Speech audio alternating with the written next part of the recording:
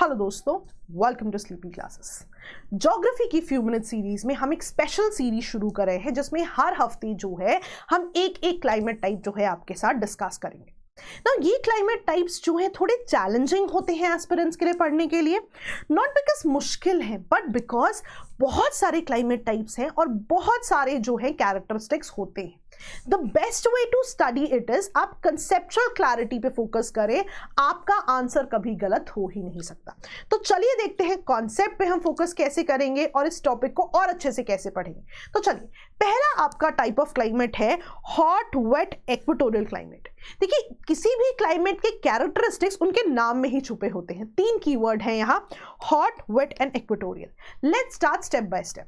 Equatorial climate का मतलब है, इक्वेटर शब्द यहां पे आ रहा है, यानी कि हमें क्या पता है इसके बारे में, 0 डिग्री जो है आपका इक्वेटर का लैटिट्यूड है।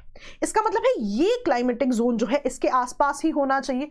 लॉजिकली डिड्यूस हो रहा है ये। तो यहां पे 10 डिग्री नॉर्थ और 10 डिग्री साउथ, यानी कि 0 डिग्री से 10 डिग्री नॉर्थ और 10 डिग्री साउथ तक जो है आपका हॉट वेट इक्वेटोरियल क्लाइमेट होता है। अच्छा, ये तो एक रफ ड्राइंग हो गई। इस तरह का जोन जो है 0 से 10 डिग्री नॉर्थ एंड साउथ आपका हॉट वेट इक्वेटोरियल क्लाइमेट कहलाता है। इक्वेटोरियल के अलावा दो और कीवर्ड्स हैं यहाँ, हॉट और वेट। हॉट का मतलब है कि यहाँ पे जो एवरेज टेम्परेचर है वो बहुत ही ज्यादा होना चाहिए, राइट। और वेट का मतलब है कि यहाँ पे जो एवरेज रेनफॉल है वो भी बहुत ज़्यादा होनी चाहिए। नाउ लेट्स अंडरस्टैंड इनके रीजंस क्या है।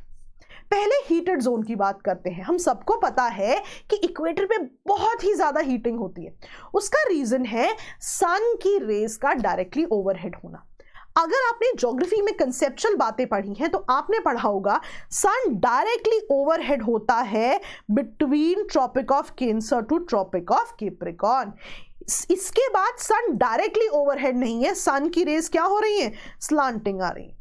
तो जो भी डायरेक्टली ओवरहेड होने वाला जोन है, आप देखिए उसी में जो है इक्वेटर भी लाई कर रहा है। 6th क्लास की एनसीईआरटी कहती है कि ये जो डायरेक्टली ओवरहेड होने वाला जोन है इसको आप टॉरिड जोन कहते हो। और टॉरिड जोन में जो है डायरेक्टली सन जो है ओवरहेड होता है। Beyond the torrid zone, beyond the tropics, slanting rays आती है। तो दिस इज द रीजन कि ये बहुत ही ज्यादा हॉट क्लाइमेट जो है माना जाता है। तीसरा कीवर्ड देखते हैं, वेट। ना वेट क्यों? क्योंकि रेनफॉल बहुत ज्यादा है। अब रेनफॉल बहुत ज्यादा क्यों हो रही है? रीजन देयर बीइंग, मैं अगर आपको सिंपल शब्दों में समझाऊं, आपने बचपन में वाटर साइकिल पढ़ा है।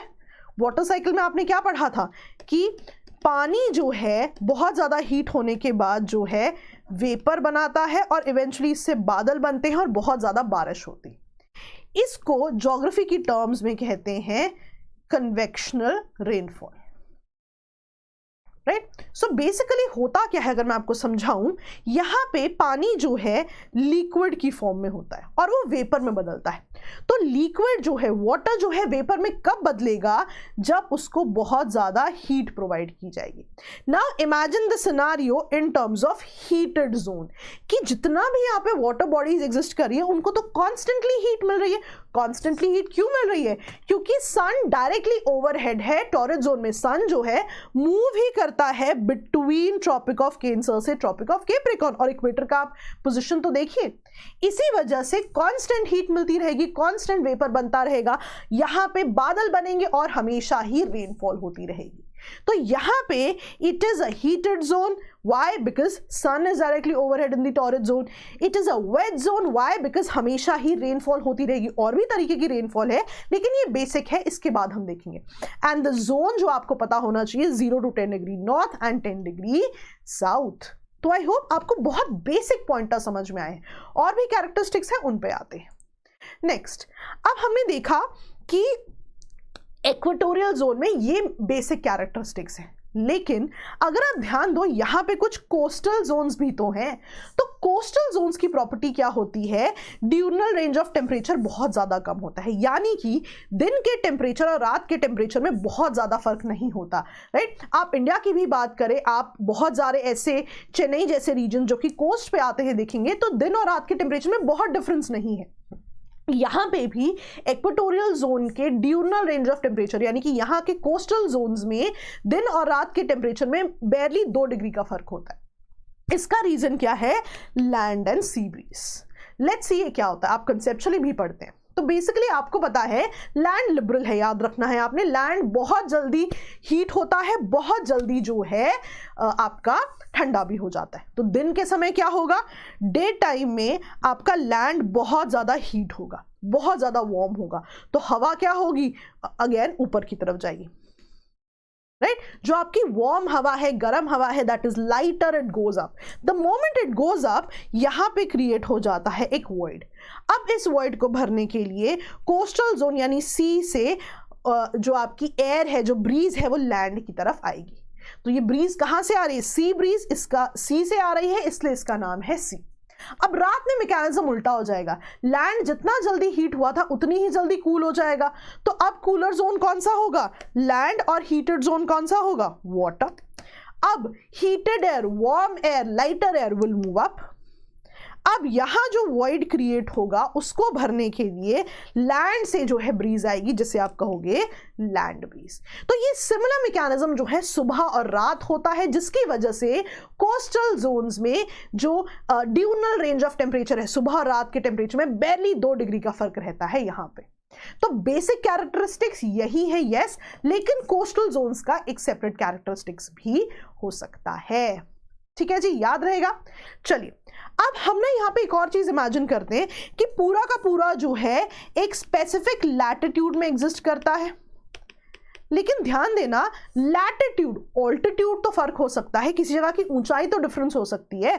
अगर दो जोन्स इन दोनों जोन में आते हैं, सेम लैटिट्यूड पे एग्जिस्ट करते हैं, उनकी ऊंचाई में फर्क हो सकता है, कुछ जो है एल्टीट्यूड पे भी जोन्स हो सकते हैं।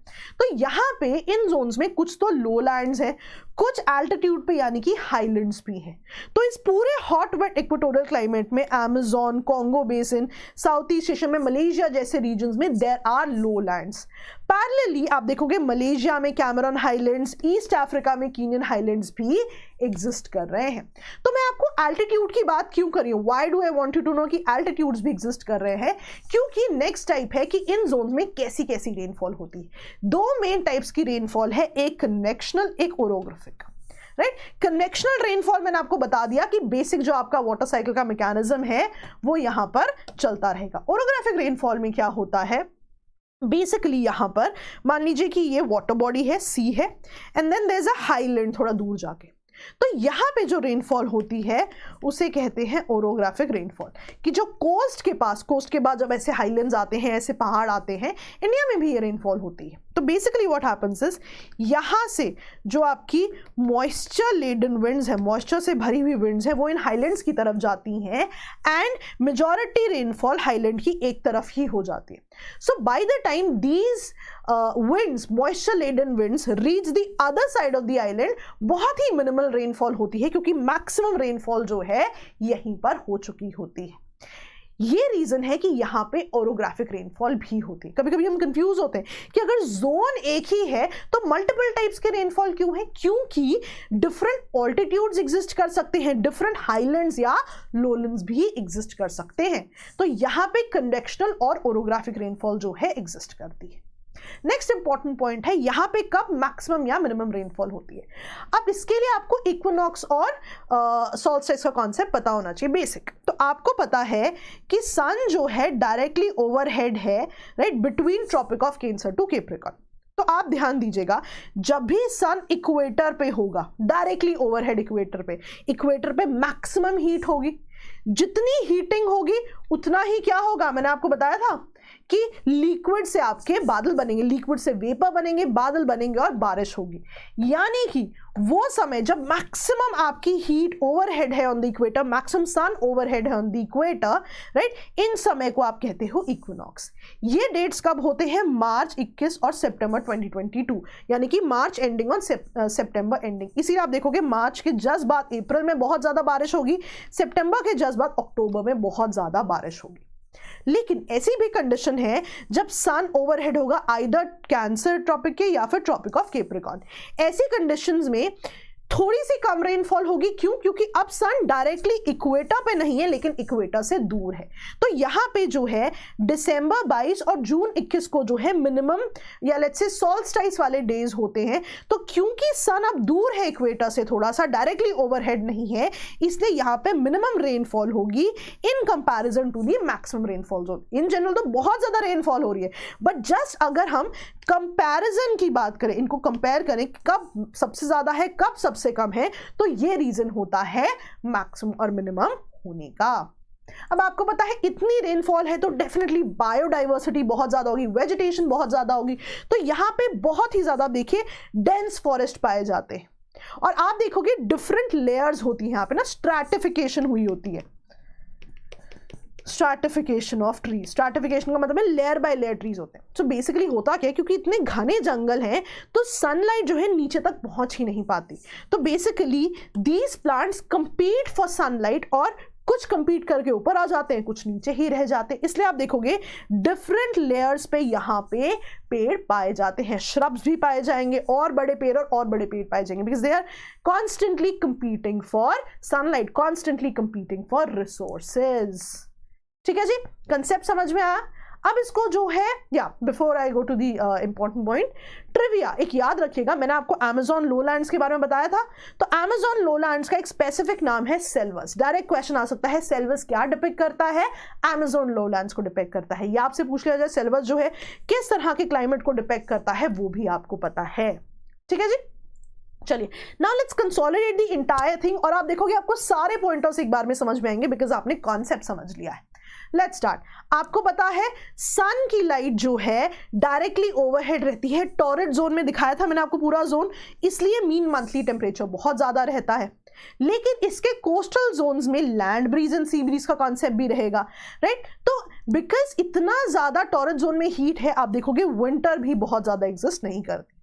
Because of the heat constantly आप देखेंगे कि यहाँ पे रेनफॉल होती रहेगी, convectional rainfall, orographic rainfall coastal zones में होती रहेगी। तो क्लाउडीनेस और हेवी प्रेसिपिटेशन बहुत ज्यादा है, और रिलेटिव ह्यूमिडिटी भी बहुत ज्यादा। रिलेटिव ह्यूमिडिटी क्या होती है कि मैक्सिमम वेपर जितना एग्जिस्ट कर सकता है, जितनी उसकी कैपेसिटी है, उससे कितना ज्यादा अभी एग्जिस्ट कर रहा है, कि मान लीजिए कितनी कैपेसिटी अभी एग्जिस्ट कर रही है। तो डेफिनेटली हमेशा ही बहुत ज्यादा एग्जिस्ट करती रहेगी। व्हाई? बिकॉज कॉन्स्टेंटली वेपराइजेशन का प्रोसेस चलता रहेगा।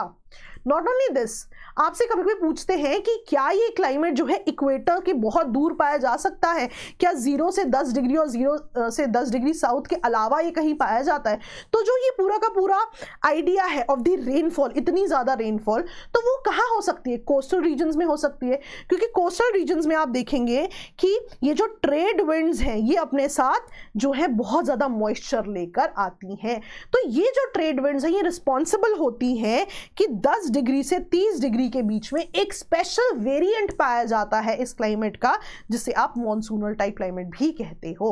सो 0 से 10 degree hot wet equatorial type, और मॉनसूनल टाइप, मॉनसून से आपको रेनफॉल याद आ रही है, तो बहुत ज्यादा रेनफॉल वाले जोन्स भी आते हैं। और मॉइस्चर लेडन विंड किसके साथ आएंगी?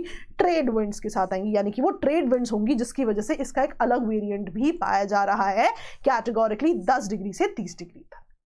ठीक है जी, याद रहेगा। चलिए अब वेजिटेशन यहाँ पे कैसी है? हमें पता है हाई टेम्परेचर है, बहुत रेनफॉल है, तो इन फॉरेस्ट को ट्रॉपिकल रेन फॉरेस्ट कहते हैं, राइट? और क्योंकि साल भर यहाँ पे रेनफॉल है, तो आप देखोगे एवरग्रीन फॉरेस्ट यहाँ एग्जिस्ट कर रहे हैं। एवरग्रीन फॉरेस्ट के अलावा आप देखोगे एपिफाइट्स, पैरासिटिक प्लांट्स भी होते हैं। एपिफाइट्स क्या होते हैं? जो किसी प्लांट पे उन्हें सरफेस चाहिए होती है to exist. They might not take nutrients from that plant, लेकिन जस्ट टू एग्जिस्ट वो उस प्लांट की सरफेस पे एग्जिस्ट कर सकते हैं। ऑन द कॉन्ट्री पैरासाइट्स जो है इवन न्यूट्रिशन भी लेते हैं उन ट्रीज से। तो एवरग्रीन ट्रीज हो सकते हैं, एपिफाइट्स या पैरासिटिक प्लांट्स भी हो सकते हैं। डिस्टिंक्ट लेयर अरेंजमेंट है, मैंने आपको बताया था डिफरेंट लेयर पे प्लांट्स एग्जिस्ट कर रहे हैं because they are competing for resources. और क्योंकि इतनी ज्यादा वेजिटेशन रिसोर्सेज एग्जिस्ट कर रहे हैं तो स्पीशीज भी उतनी ही ज्यादा मिलती हैं। लेकिन इसका फिर एक इम्पैक्ट हुआ है सबसे ज्यादा, क्योंकि यहाँ बायोडाइवर्सिटी बहुत ज्यादा है, फॉरेस्ट को कॉन्स्टेंटली क्लियर किया जाता रहता है। और ना क्योंकि यहाँ पे रिसोर्सेज की कमी नहीं है, तो यहाँ पे शिफ्टिंग कल्टिवेशन बहुत देखी जाती है, आज भी देखी जाती है। बिकॉज इन फॉरेस्ट में ट्राइब्स एग्जिस्ट करती हैं और वाटर अवेलेबिलिटी बहुत है, फॉरेस्ट की अवेलेबिलिटी है, खाने की इतनी अवेलेबिलिटी है, तो लोग क्या करते हैं, ट्राइब्स जो होती हैं एक जगह पे रहती हैं, वहाँ पे फार्मिंग करती हैं, जब वहाँ के रिसोर्सेज यूज़ हो जाते हैं तो दूसरी जगह मूव हो जाती हैं, तो शिफ्टिंग कल्टिवेशन बहुत ज़्यादा पाई जाती है। और ये जो कंडीशन है आइडियल है प्लांटेशंस लगाने की। कैटेगोरिकली इन जोन्स में रबर और कोको प्लांटेशंस बहुत ही ज़्यादा लगाई जाती। यूपीएससी में इस बार रबर प्लांटेशन पे क्वेश्चन आया हुआ है मेंस में, तो आप वहां पे जब शुरुआत करें आप बता सकते हैं अगर आपको ये टॉपिक पता हो कि रबर प्लांटेशंस कहां पर होती हैं। प्लस ये भी आपसे पूछा गया है कि वहां पे कंसर्न्स क्या है, तो दो कंसर्न्स जो बहुत इमीडिएट देखे जाते हैं वहां पे क्योंकि बहुत ज़्यादा हीटिंग देखी जाती है, ऐसी कंडीशन में आप देखते हैं कई बार ट्रीज जो है डिजीज प्रोन भी हो जाते हैं। और यहाँ पे जो ट्राइब्स हैं आप देखेंगे कि जब उन्हें रबर प्लांटेशंस की ज़रूरत होती है, उनसे एक इंडस्ट्री बनाने की बात होती है, तो they are not commercially organized. Basically पहले तो यहाँ पे बहुत ज़्यादा प्लांटेशंस की बात ही नहीं थी। Only when British invaded these regions, right, वो यहाँ पे जो है इन रीजन्स में आए, उसके बाद जो है यहाँ पे कमर्शियली ये इंडस्ट्री आगे बहुत ज़्यादा बढ़ी। लेकिन आज भी commercially there is lack of, let's say, organize नहीं हो पा रही है ये इंडस्ट्री कहीं कहीं। तभी आप देखोगे कि अभी भी जो है साउथ ईस्ट एशिया में, मलेशिया जैसे रीजन्स में ये बहुत ज़्यादा इंडस्ट्री पाई जाती है। ठीक है जी, चलिए आगे बढ़ते हैं। Now factors which affect the development of equatorial regions. अगर इतने ज्यादा रिसोर्सेज हैं यहाँ, why have they developed so much? कुछ रीजन्स हैं, राइट, कुछ रीजंस है कि ये रीजन्स जो है बेस्ट डेवलप नहीं है। पहला है excessive heat, excessive humidity, right. आप देखेंगे इतनी हीट से बहुत ज़्यादा स्ट्रोक भी हो सकते हैं, लोगों को हेल्थ पे बहुत कंसर्न आ सकता है। प्लस यहाँ पे बैक्टीरिया और पेस्ट भी बहुत ज़्यादा मिलते हैं। प्लस आप देखोगे इवन तो यहाँ डेवलपमेंट या मेंटेनेंस की जाने की कोशिश की जाती है, पर फॉरेस्ट इतने डेंस हैं कि उनको क्लियर करके रोड्स बनाना ही अपने आप में एक चैलेंज है। Plus rapid deterioration of tropical soil हो रहा है। अब होता क्या है यहाँ पे, मैं आपको सिंपल शब्दों में समझाती हूँ। बेसिकली आप मानो बहुत ज़्यादा पेड़ हैं यहाँ पे, अब ये ज़मीन है, अब इन पेड़ों से कॉन्स्टेंटली जो है पत्ते जो है गिरते रहते हैं। अब क्या होगा, वो पत्तों को जब बैक्टीरिया डीकम्पोज करेगा तो डेफिनेटली यहाँ पे एक न्यूट्रिशन की लेयर बन जाती है जिसे आप ह्यूमस लेयर कहते हो, राइट, जिसकी वजह से ये जो सॉइल्स हैं ये प्रोडक्टिव हो जाती हैं। क्यों? क्योंकि ये पत्ते जब डीकम्पोज हो गए फिर ये रीजन जो है प्रोडक्टिव हो जाते हैं, ह्यूमस या हमस की जो है यहाँ लेयर हो जाती है। दिक्कत क्या है, यहाँ पे कांस्टेंट होती है रेनफॉल, जिसकी वजह से लीचिंग ऑफ सॉइल हो जाता है, ये लेयर जो है पानी के साथ बह जाती है। इसलिए ऑल्दो कुछ समय तक इस लेयर में जो है ह्यूमस रहता है, लेकिन रेनफॉल की वजह से क्योंकि ये ह्यूमस जो है बह जाता है, इसलिए रैपिड डिटीरियोरेशन होता है यहाँ की सॉइल का। एंड बिकॉज लंबरिंग की यहाँ पे बहुत ज़्यादा कोशिश की जाती है, जो आपके वुड से इंडस्ट्री होती है, राइट, लेकिन क्योंकि एक तो होमोजेनसली ट्रीज डिवाइडेड नहीं है, कहीं पे भी कोई भी ट्री है उनको क्लियर करना अपने आप में एक चैलेंज है, तो लंबरिंग में भी बहुत इशू आता है।